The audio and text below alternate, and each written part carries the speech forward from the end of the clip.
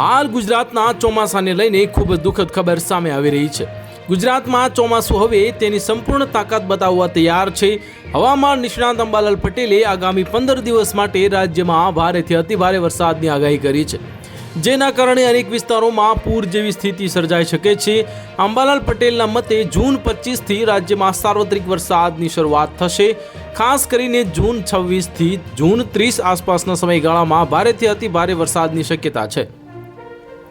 આ દરમિયાન ઉત્તર ગુજરાત, જેમાં સાબરકાંઠા અને પંચમહાલ જેવા જિલ્લાઓનો સમાવેશ થાય છે, ત્યાં ભારે વરસાદ જોવા મળે છે। સૌરાષ્ટ્રના વિવિધ ભાગોમાં પણ સારો વરસાદ પડશે। જુલાઈ મહિનાના પ્રથમ સપ્તાહમાં પણ મેઘરાજાનું જોર યથાવત રહેશે।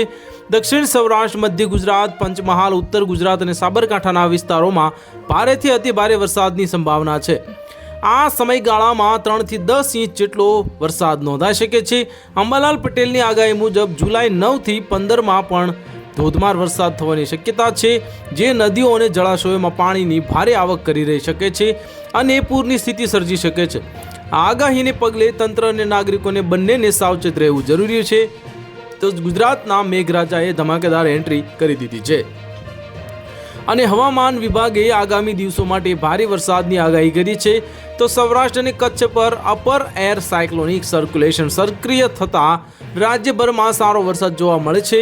હવામાન વિભાગના જણાવ્યા અનુસાર આજે જૂન 23ના રોજ રાજ્યના 8 જિલ્લાઓમાં ઓરેન્જ એલર્ટ સાથે ભારે વરસાદની આગાહી કરવામાં આવી છે।